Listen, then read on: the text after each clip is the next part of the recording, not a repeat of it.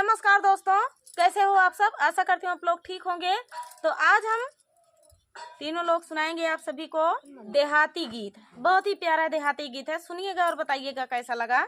ये बर्तन जब धुला जाता है, पहले बर्तन धोया जाता था तो उस पर का भी गीत था, ये उस पर भी गाया जाता था। तो चलिए सुनाते हैं। ठाढ़ गोरी जमुना लोरई झूलनी मोरी लाई गई मछरिया। ठाढ़ गोरी जमुना लोरई झूलनी मोरी लाई गई मछरिया। जाई कहवा मोरे बारे ससुर से, जाई कहवा मोरे बारे ससुर से। जमुना में झूलनी मोरी लाई गई मछरिया। जमुना में जाल ढीलावई झूलनी मोरी लाई गई मछरिया। ठाढ़ गोरी जमुना लोरई झूलनी मोरी लाई गई मछरिया।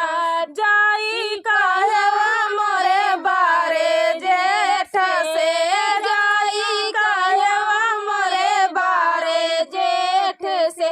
जमुना में जाल ढीलावई मछरी मोरी लाई गई झूलनिया।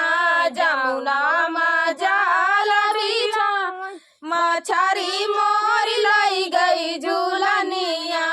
ठाढ़ गोरी जमुना लोरई मछरी मोरी लाई गई झूलनिया।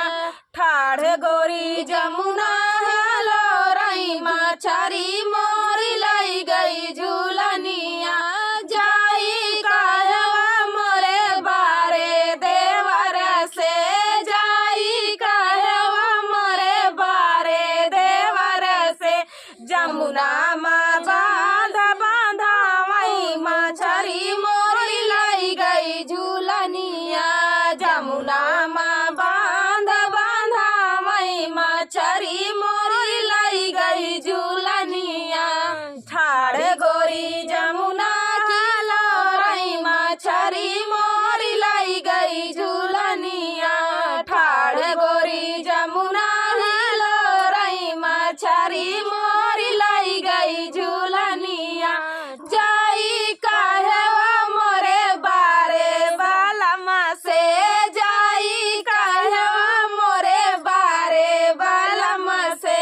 जमुना में बांधावई मछरी मोरी लाई गई झूलनिया।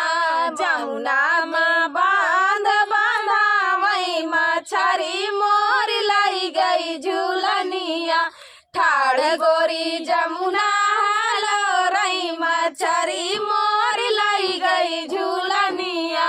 ठाढ़ गोरी जमुना लोरई मछरी मोरी लाई गई झूलनिया। तो दोस्तों, ये प्यारा सा गीत आप सभी को कैसा लगा कमेंट में बताना दोस्तों। मिलते हैं नेक्स्ट वीडियो में, तब तक के लिए नमस्कार।